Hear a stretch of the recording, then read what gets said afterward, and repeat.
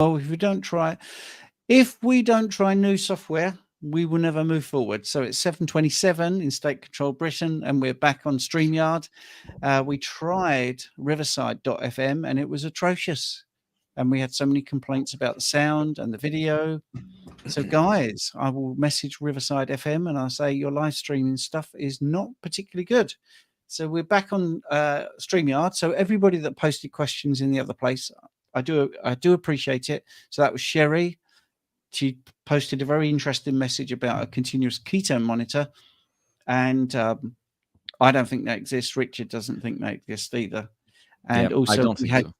Sorry, and we also had Gaza, didn't we, talking about the lichen, which sclerosis, which is an inflammatory disease, and that can definitely cause big. I see Tom there. Much better quality. StreamYard definitely confers a benefit. Absolutely, it definitely does.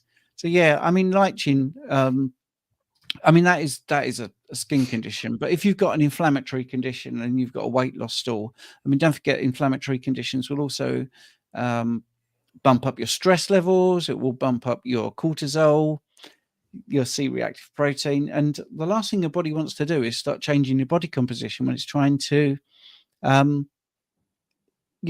fix you.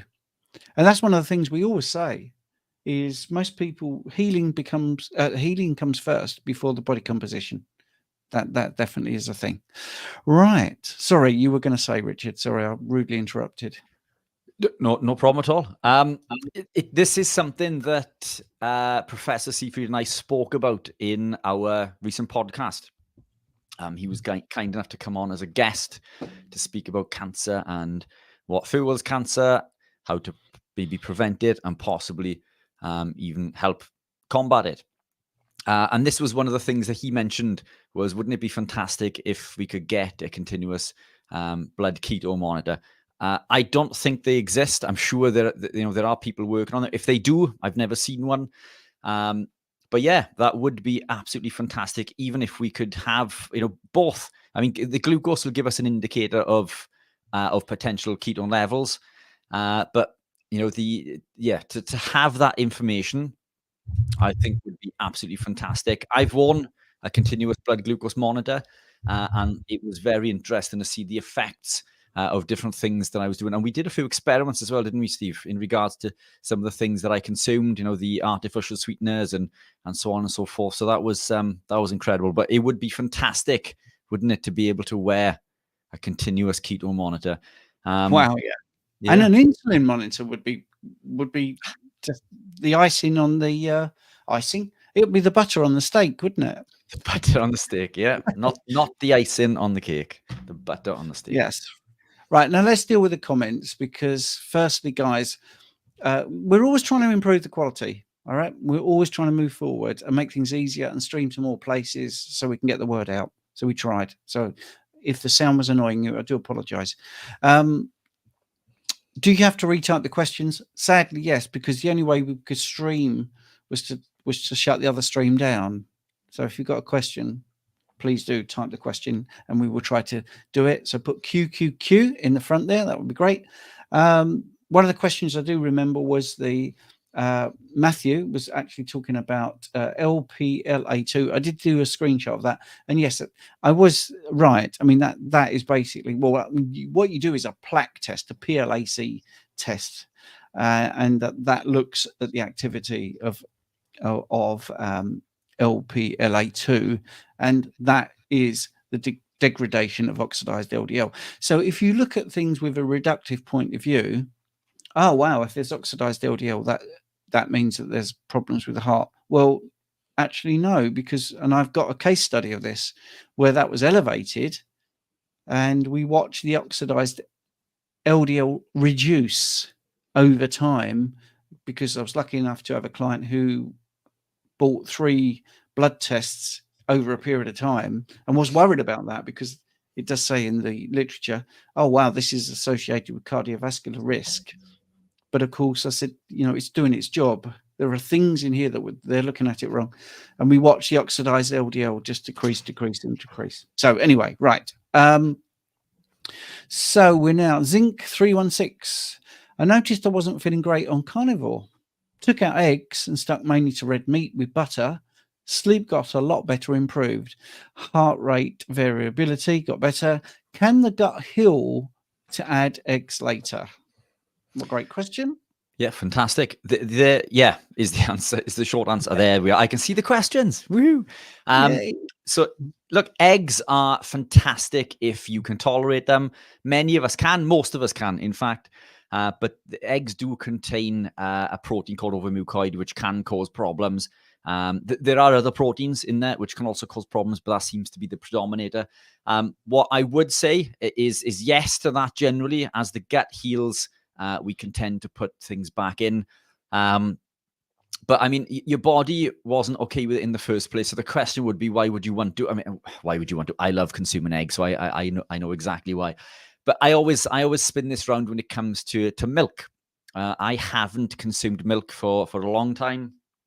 In fact, I tell a lie. This year, I did try some A2, or it might have been a blend of A1 and A2 actually. I can't remember which, from the Real Food Company, and that was absolutely fantastic. But it doesn't work well for me, so it always causes issues if I overconsume. And things like this are easy for me to overconsume, and we know why. It's because of the addictive properties of the casein, which is a reason that I overconsume cheese, quite possibly. But then cheese doesn't seem to cause a problem for me. But when we look at intestinal permeability from milk, for example, milk seems to be better tolerated within the carnivore community because we've healed most of the gut. And we seem to see that when the gut is healed, we can put these compounds back in and they will tolerate them pretty well. But then we had Podrick, our good friend Podrick, on a live going back last year, and he was a big advocate of consuming A2 dairy. And then he found that excessive amounts started to cause problems. So now he tends to put it in like once a week or once every few weeks as a bit of a treat. So yes is the answer, but I would be careful when you do put them back in. But if the gut heals, it is something that you can begin to put back in. I go through spells with eggs. So when I'm on eggs, I'm on eggs, and I'll usually boil maybe 8 a day. Or I'm going through a phase at the moment of poached eggs. For some reason, I'm loving poached eggs currently. A bit more of a ball ache to cook. Whereas the boiled eggs are easy. You just walk away, leave them, come back. And I leave them. I drain the water. I leave them in the pan, and I pick at them throughout the day, if and when I want a snack as such. But yes, if you've suffered with issues, take the eggs out, and you should be able to put them in as your gut begins to heal. I'm muted. Yes, it's one of those nights. I can't believe it. I'm having a terrible night tonight because we're trying all the things and it didn't work, which is really upsetting. But here we go. Another question for you, which is from Matthew. Matthew getting his money's worth, which is good. You can put a Q in front of your question. It stands out to us. If obviously you can do a super chat, that's even better because that will put you up. You'll jump the queue, but also you'll support our endeavors to get things better. By the way, Riverside is something you have to pay for, so it's a bit frustrating. Anyway, and it's a lot. It's a lot. It is. Yeah. It's very good for videos when you're not live streaming. But anyway, right, Matthew, being carnivore OMAD, do you think we produce enough beneficial butyrate via ketones, or should we try adding some amounts of ghee for the butyrate and the benefits of butyrate? Well, great question. Fantastic. Brilliant question. So look, let's break that into two pieces. Should we try adding amounts of ghee? Ghee is fantastic. If you want to add that and cook with it, brilliant. I love ghee. I don't use anything for cooking in anymore. I find that I don't need it. But when we look at butyrate is a short chain fatty acid. And this is one of the reasons that we're told that we need to consume plant or fiber, plant matter. Because what happens is the plants or the fiber in plants breaks down into butyrate, and it binds to the colonocyte in the gut, and it feeds the colonocyte that it's in contact with. And it does do this. It feeds the gut microbes, and this feeds the colonocyte. The caveat to this is that butyrate isn't the only short chain fatty acids. There are others, and there are others found in animal proteins, namely isobutyrate, isovalerate, and propionate, to name a few. But what happens even with butyrate further breaks down into beta hydroxybutyrate. And this is where we get the energy from. So the benefit of butyrate comes from the beta-hydroxybutyrate, which you, Matthew, if you're living carnivore, you're already producing. You have this coursing through your veins. Now, the beauty of this is because it's coursing through the vein, your butyrate or your beta-hydroxybutyrate is being fed to every colonocyte. Oh, let's move that finger. Every single colonocyte, because it doesn't need just that colonocyte to come in contact with the fiber. It's feeding every single colonocyte. But beyond that, there's plenty of short-chain fatty acids found in animal proteins, and studies show that the short-chain fatty acids found in animal proteins are capable of actually feeding the gut microbes at a higher rate than butyrate or the short-chain fatty acid butyrate from plants. So these things become muddied, and this is what the plant eaters will put forward is, what about fiber? We need butyrate and so on and so forth. And they are right. But butyrate also exists in other forms of short-chain fatty acids, in other forms from animal proteins. Now, this has also been shown to increase the alpha diversity in the gut. So we think about adding in, plant matter to increase the alpha diversity. And studies actually show that it doesn't actually increase the alpha diversity to the degree that you would believe. It can increase depending on diet and lifestyle. So if you consume a very poor diet, a Western diet, and you begin to consume more plant matter, then this can have a positive effect. But I think it's more to do with removing the toxic compounds from the processed foods. And processed foods are not good. We all know this. At a basic level, we know that McDonald's is rubbish, and we know pizza is not good for us. Yet, people will go and consume that. Now, if you change that lifestyle to eating platefuls of broccoli, you are going to be healthier, without question. But does it mean that is optimal? Does that mean you can no longer be healthier? And that's where the waters become muddied, because all of these compounds that are found in plants are found in way higher quantities in animal proteins. And the alpha diversity from a purely animal-based diet has shown to increase the alpha diversity in the gut. And this was echoed again with a good friend of mine, Ben Azadi, who came on a podcast a few months ago. He paid an absolute fortune to have a ton of tests before, during, and after. And he is a strict keto person. He's a follower of the ketogenic lifestyle. He owns his own podcast. It's one of the biggest in America. So this is a guy who's already been living a ketogenic lifestyle, thriving on a ketogenic lifestyle. When he went carnivore for 90 days, he actually improved his health and well-being, further blocked inflammation, saw benefits, and increased the alpha diversity in the gut. So animal proteins quite literally supply everything that we need, not just to survive, but thrive. Yeah, and I heard that today when you were talking to Thomas Seyfried, which is a great thing on your YouTube channel, talking about cancer, which is fantastic. Right, thanks guys for all coming over to watch. It's really good. I'm very impressed that you did that. Tom J has asked a question. Don't forget you can super chat if you want to jump the queue. What is the best and most accurate way? Oh, you see, now there's two parts to that question. To measure cortisol, blood tests, saliva, hair, something else. Right, and Jonathan very kindly, as always, is watching and has helped with the saliva test. Saliva test is one thing that is very good, absolutely. If you want complete accuracy, then you want the mass spectrometer test, basically, which is allegedly the gold standard. Now, what's wrong with that is it's very expensive and it will tell you sort of one snapshot in time. The saliva test, there is other things as well. You can do urinary free cortisol measurement test. You can do that. But the saliva, what's good about the saliva is it's sort of very cost effective, and also you can do the sample collection at home. And I don't have any vested interest in this. I just did it for a decade with my private labs. But it's such a good test because it's just a swab. You put it sort of under your tongue for 2 minutes. You wake up in the morning, clean your teeth, make sure there's no contamination, and away you go. And over different periods of time over the day, you get this swab, not the same one, obviously, and you put that under your tongue. 2 minutes later, because it's got to be soaked in saliva, that goes into the collection, and then you do another swab later on, and you get it over the morning, the midday and the evening, and then the following morning, obviously. So you can see the whole cycle cortisol in your saliva. It's absolutely brilliant. But as with all the tests, you need to get someone who can interpret it. So yeah, the tests are good, but you do need to know what should happen. So you will see certain patterns. For instance, a peak in the morning. Everybody, I think, does know that. Hopefully they do, because of the dawn effect.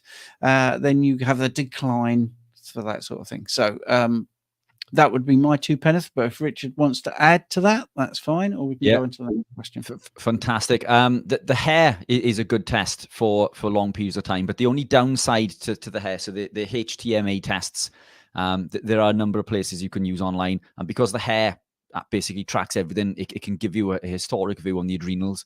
The only downside to that is the testing on hair. It's not so good if you are not producing cortisol, which to many of you sounds fantastic, but this is probably, and in my opinion, worse than elevated cortisol. We stop producing sufficient amounts of cortisol when we've gone past this period of overexpressed cortisol. So if you are cortisol deficient, then the hair, the HTMA tests tend not to show this up as well as the saliva test, as Stephen was just mentioning. So food for thought. So there's a couple of varying options there. The hair test, I think, is probably one of the cheapest, I should imagine. I may be wrong. Yeah. I think it's, but it's but not good for low. No, I mean, the saliva test is definitely a better test. Hair is, like you say, historic, and it will give you a period of time, but you do have quite a few risks of sort of external contamination, whereas saliva is in you. And as long as you've done that thing, you cleaned your teeth and all that, you don't get that cross-contamination. But hair does have a little bit of that. And what we found with hair analysis was there's a lack of this standardization of, how you actually get the measurement out to people and then how to interpret it. And believe it or not, although it's very popular, when it comes to cortisol testing hair samples, there is still a lack of research in that area. So it tends to be done for minerals more than things like hormones. So, but a great answer, Richard. A really good answer. What do you expect from Richard? You see, the UK's top nutritionist. Team effort. Any links to the event in Manchester? Yes, if you use the code UK Carnivore, I did put the link in the chat, and it's also in the description to this video. So there we go. Nice one from Mr. Smith here. From Gemma, where can I purchase citrulline malate from on its own? And am I right in thinking that it supports the body's oxygen utilization and athletic performance? Yes and yes. So where can you? Well, in fact, yes isn't the answer to the first part of that, is it? No. Yeah, it's fantastic. It's a potent vasodilator. I use it before any athletic performance. I've used it today. So I've been racing today. I've been in a relay race. Citrulline is fantastic. What the way that I would suggest to use this, though, is not just to put a big serving in before you perform. You're going to need to build a little tolerance up to it. And what I mean by this is if you start to drink a little bit of citrulline prior to a run or a big event, like I think Jem was training for High Rocks, then it can give you some gastro discomfort, almost like a burning sensation, like within the stomach.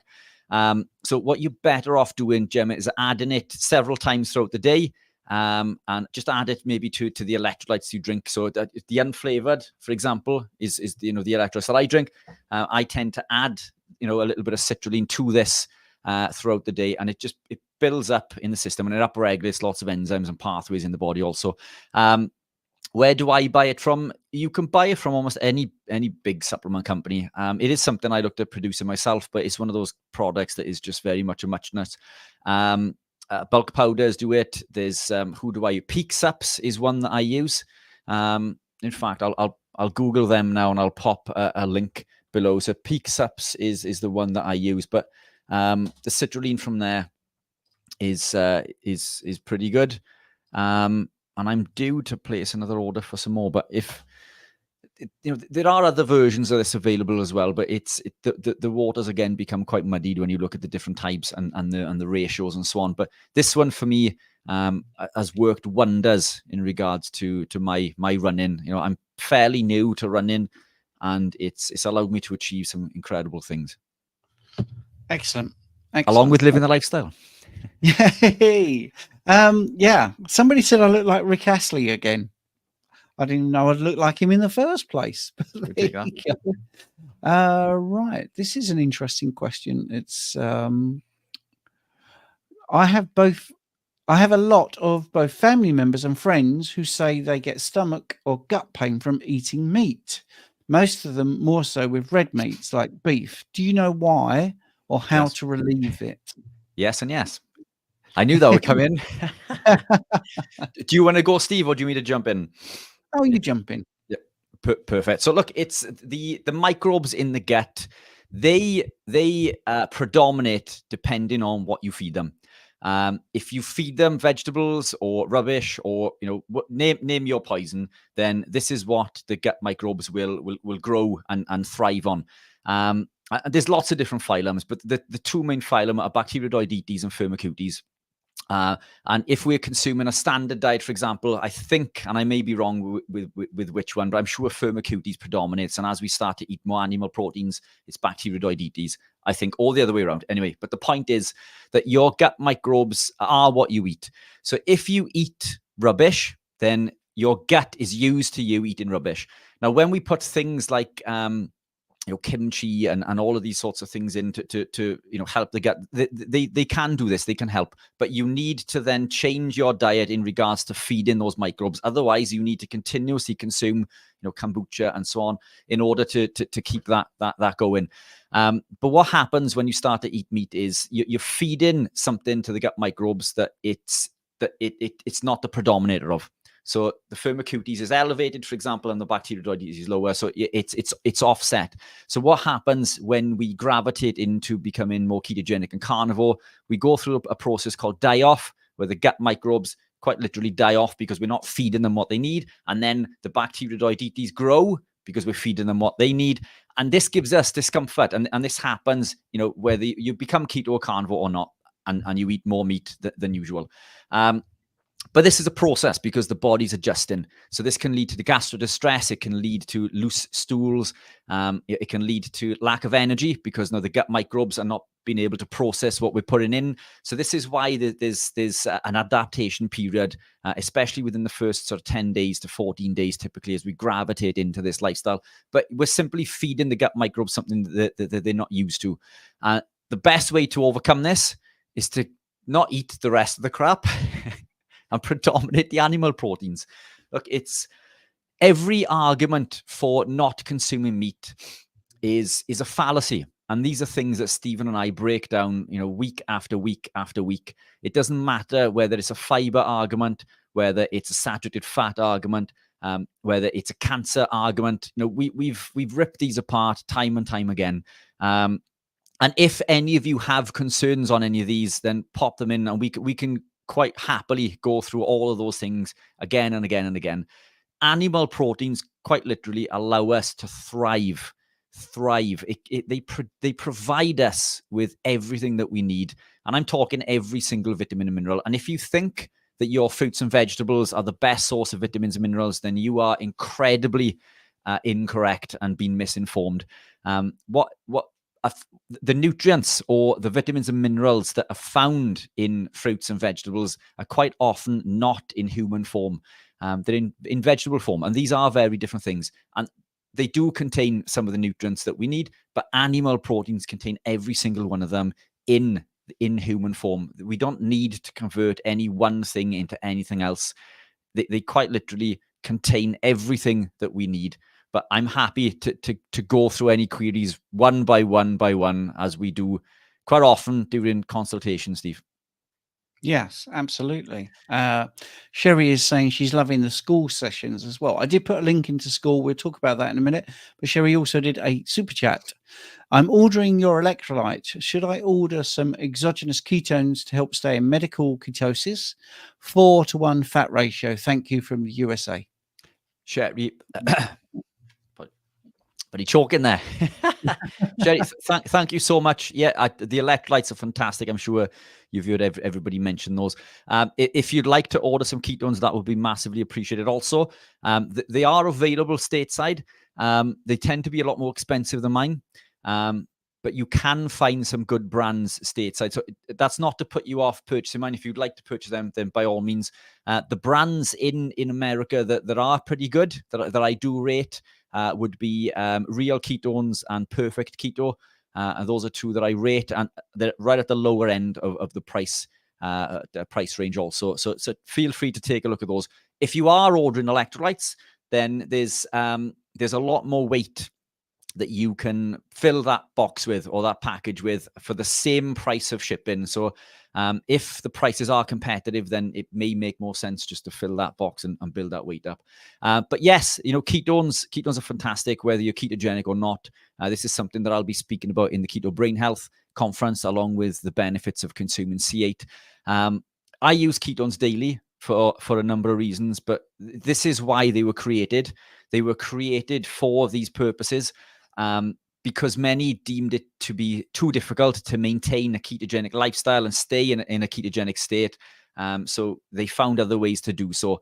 I would recommend everybody use ketones, for a number of reasons, but certainly for medical purposes, ketones are fantastic, and you don't have to look far. They are used. We use, and many of the UK listeners may not understand or know about this, but ketones are used within the NHS, and I know this because they've spoken to me about it. So they've asked me to supply some, and they do use a different brand, but the brand that they currently use also contains some nasties. So I'm trying to re-educate them basically on why the other brand is not so good.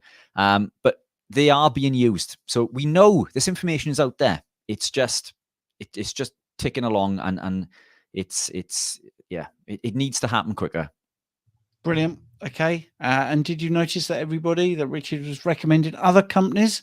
You see, he's just been as fair as he possibly can. So there you go.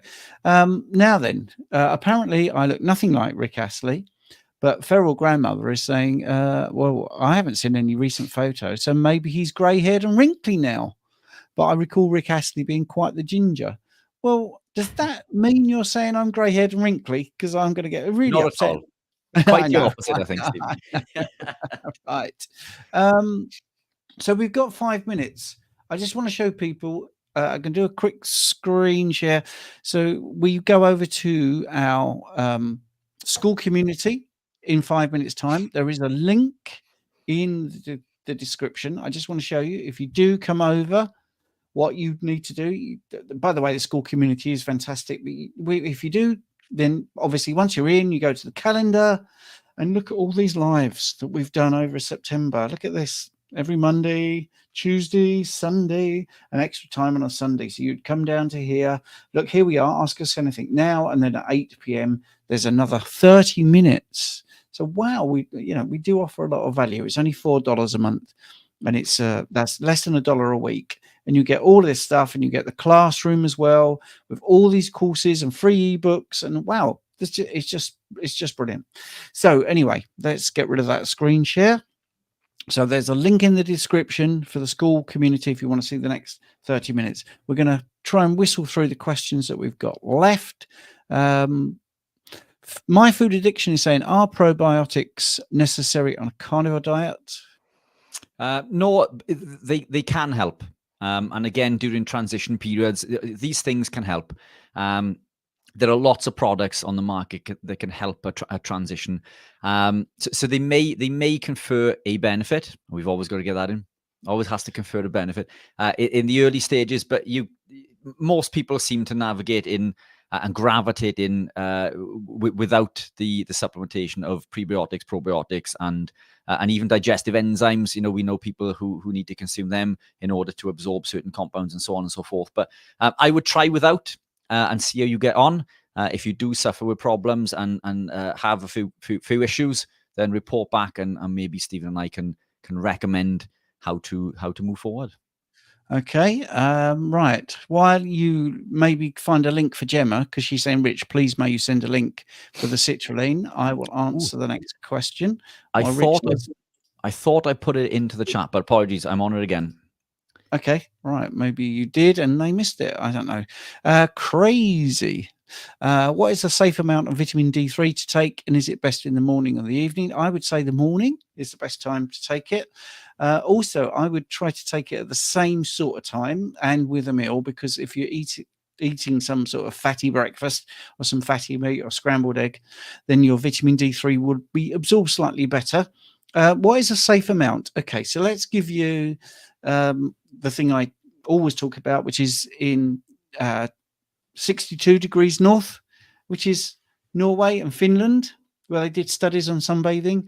That's not a hot, sunny place. 30 minutes of sunbathing there will give you between 10,000 to 20,000 IUs of vitamin D3, or the equivalent in sunbathing terms. So when I say 10,000 K or 10,000 IUs, not 10,000 K, 10 K or 10,000 IUs, I would say that's pretty safe. I would also think that 20 is, actually, as long as you supplement with a little bit of magnesium. Just basing it on what would happen if you went out in the sun. Seems to me that if we can get 20,000 IUs from half an hour of sunbathing, I think we can cope with 20,000 IUs. But 10,000 is pretty good IUs. That's what I do every day. Anyway, sorry, I think Richard wants to dive in. No, by all means, that's fantastic. That's fantastic. All right. You look like you were really chomping at the bit there. Scratching my chin. So here we are. We've got 2 minutes left. And Carnivore Bot. Anyone listen to the latest podcast with Zoe Harcum and Ben Bickman? Very interesting. Just shows Big Pharma are trying to rule us. Yes, that's definite. Without a shadow of a doubt. Big Pharma is trying to rule us. I'm not just saying that because we're in state-controlled Britain. But there's a big story at the moment where they've had to sedate a person with Down syndrome against his wishes and his mother's wishes, because they wanted to give him a certain medical procedure, an injection. And that's against his wishes and against his mother's wishes, this Down syndrome patient who did not want that thing. So, they rule us. Oh, boy, do they rule us. So on that wonderful note, if you want to join us at Skool, the link is in the description. Is in the chat. It's also in the description, and we're going to go over there now, and we're going to do half an hour over in our Skool community. So to the YouTubers, thanks for watching, and sorry it was a bit iffy at the beginning.